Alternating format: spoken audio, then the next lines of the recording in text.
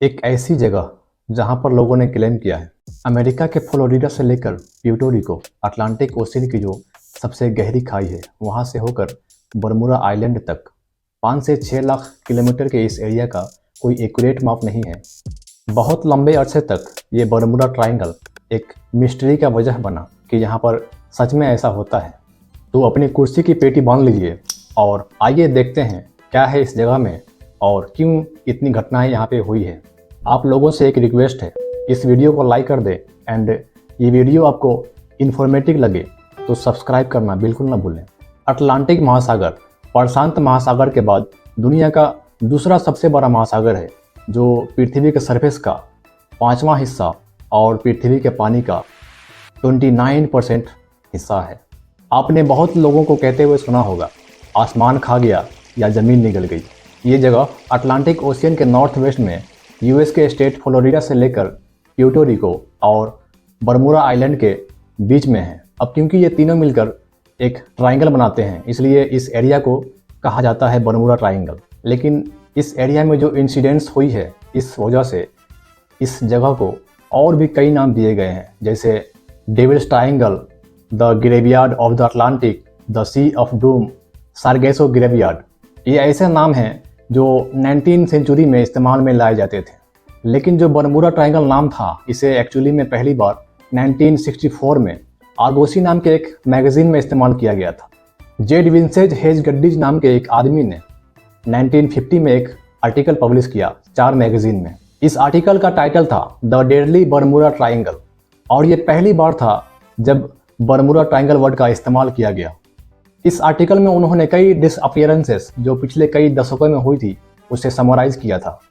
तब से लेकर आज तक जब भी इसके बारे में बात हुई तो लोगों ने इसे बरमूडा ट्रायंगल ही बोला। इस बरमूडा ट्रायंगल में सबसे बड़ी दिक्कत ये थी कि जैसे इस एरिया में जाओ तो कभी रेडियो न चले, कभी कंपास ख़राब हो जाए और इलेक्ट्रॉनिक डिवाइसेस जो थी उनकी जो रीडिंग थी वो फ्लैक्चुएट करने लगती थी। ये सब तो चल ही रहा था, इसके साथ साथ आसमान से जहाज और समंदर से शिप ये भी गायब हो रहे थे और गायब भी इस तरीके से हो रहे थे कि इंसान हो या शिप उसका एक छोटा सा टुकड़ा भी नहीं मिलता था। हालांकि अब इसके सारे रहस्य से पर्दा उठ चुका है। इवन कि बरमूडा ट्रायंगल दुनिया के टॉप 10 डेंजरस पैलेसेस में से भी एक नहीं है। तो आइए इसे बारीकी से समझते हैं। इस जगह पर समंदर में घने घासों का एक एरिया पाया जाता है जिसे फेमसली सारगेसो सागर कहते हैं। हालांकि ये कोई सागर नहीं है, ये अटलांटिक ओशियन का एक एरिया है जो 4 धाराओं से घिरा हुआ है जिसे लेब्राडोर की धारा कहते हैं। इन 4 धाराओं से घिरे होने की वजह से यहाँ पे एक समुद्री चक्र बनाता है। समुद्र कहे जाने वाले बाकी दूसरे किसी और एरिया के अपोजिट इसका कोई भी किनारा ज़मीन से जुड़ा हुआ नहीं है।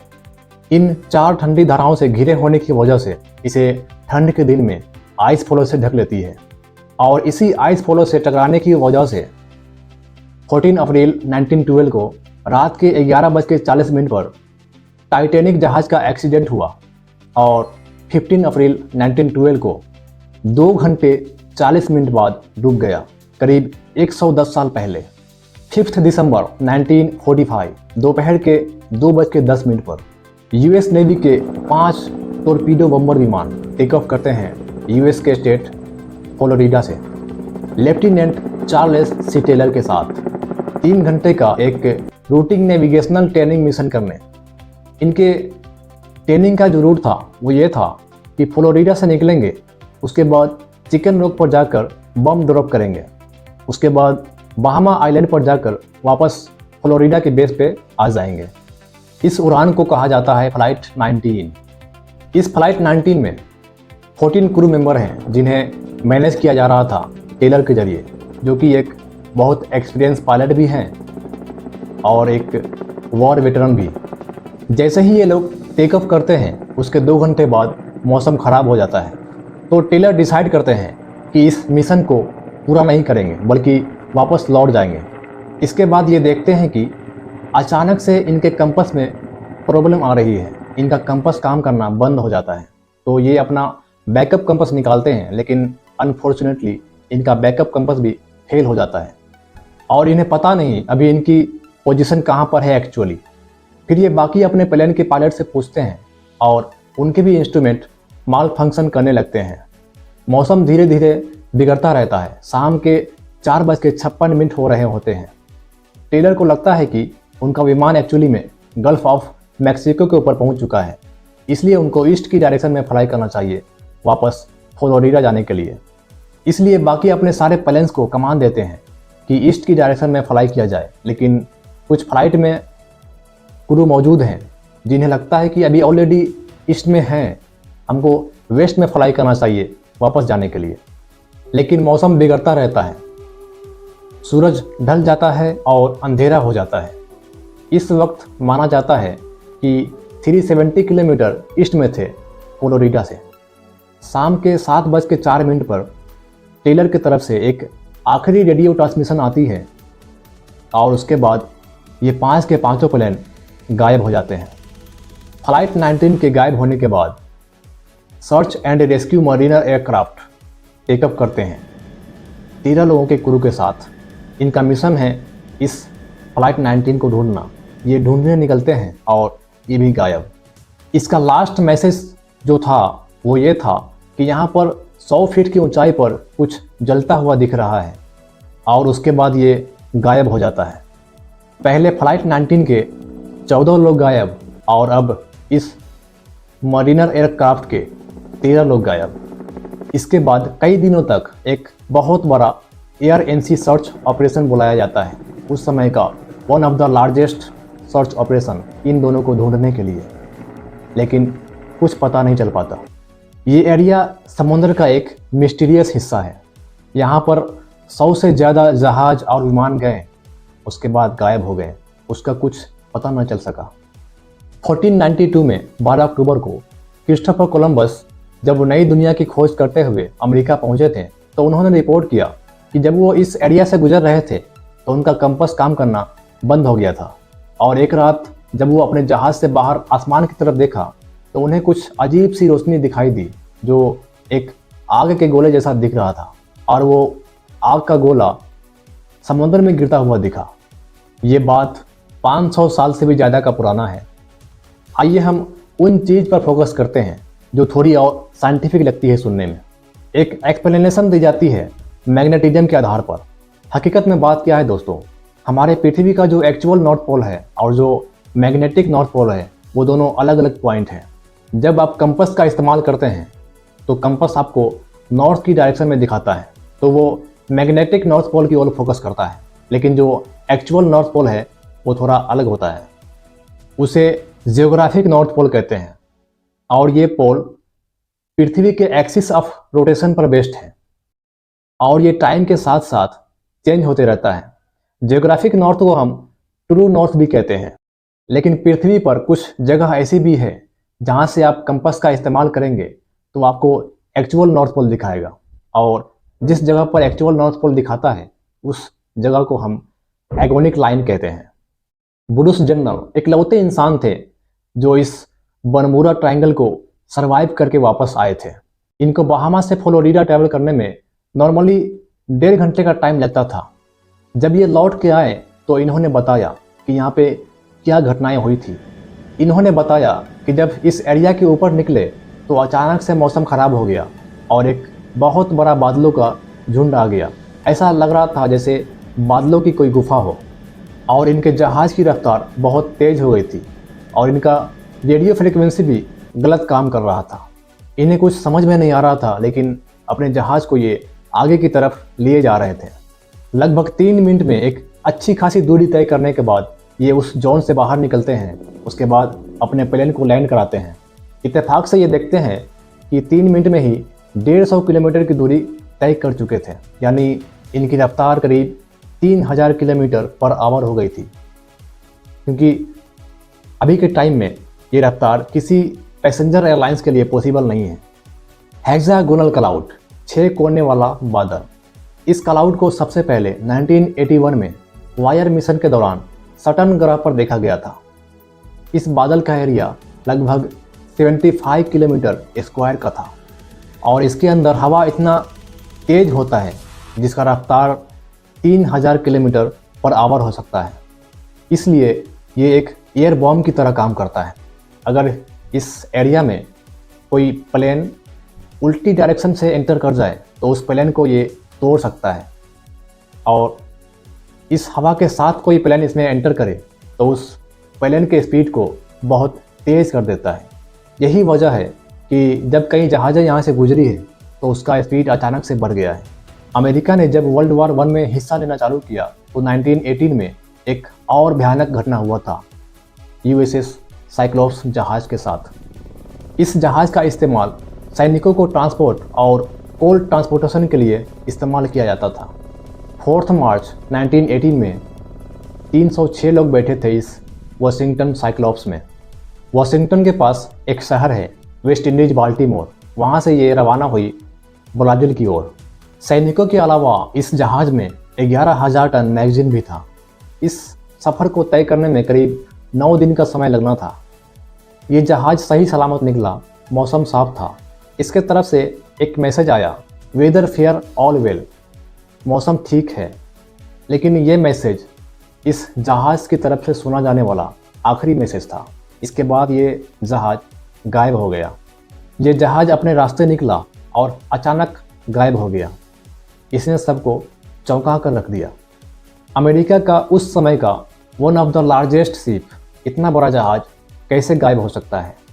खास बात तो यह है इस एरिया में कि जब आप सैटेलाइट के नक्शे पर देखेंगे तो आपको मालूम पड़ेगा कि बहुत लंबे जगह में फैला हुआ समुंदर का ये ऐसा एरिया है जहाँ पर पानी गहरी नहीं है, और आसपास के एरिया में छोटे छोटे शेप में अंडर वाटर पहाड़ भी है।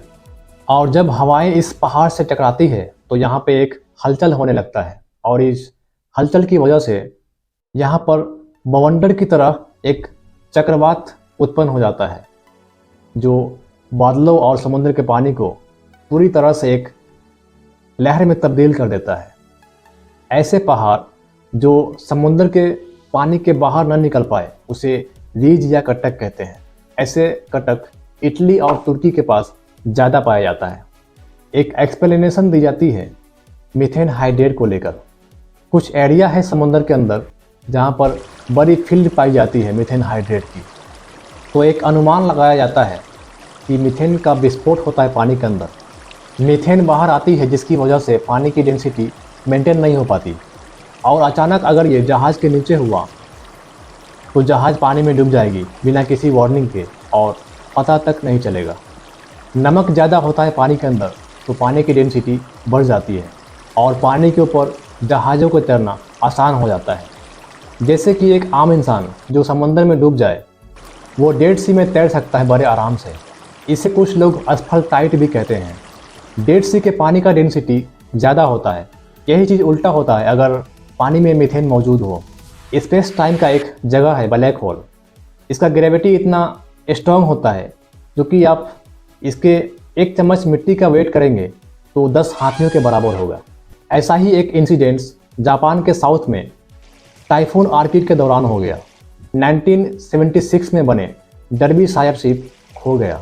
ये जहाज़ डूबने में ऑल 42 क्रू मेंबर्स की मौत हो गई। ये जहाज़ टाइटैनिक से 2 गुना बड़ा था। वो अब तक का सबसे बड़ा ब्रिटिश जहाज़ है जो पानी में खो गया है। इंडिया के स्टेट उड़ीसा के डिस्ट्रिक्ट मयूरभंज के रास गोविंदपुर में एक एयर स्ट्रिप है जिसे ब्रिटिश ने बनवाया था सेकेंड वर्ल्ड वार के समय। यहाँ पे 100 से 200 जहाज़ आपस में टकरा गई। ऐसा ही एक दिन 2 British royal air force B-24 liberator विमान जो आमाडा हाईवे रोड से टेकअप कर रहे थे और 26 जुलाई 1945 को कम ऊंचाई पर आपस में टकरा गए। इंटरेस्टिंग बात तो ये है कि आप देखेंगे जापान का ये एरिया, इंडिया का और बरमूडा ट्रायंगल का ये एरिया तीनों एक ही लैटिट्यूड में आते हैं। लेकिन आपने नोटिस करने की कोशिश की हो तो दुनिया भर के समुंदर में ऐसे ही जहाज़ और विमान गायब होते हुए पाए गए हैं जहाँ पर बरमूडा ट्रायंगल मौजूद नहीं था। इसका एक बड़ा एग्जाम्पल है मलेशिया एयरलाइंस की फ़्लाइट MH370। हालांकि इस पर मैं डिटेल में वीडियो बनाया हूँ, लिंक डिस्क्रिप्शन में है, आप लोग ज़रूर विजिट कीजिएगा।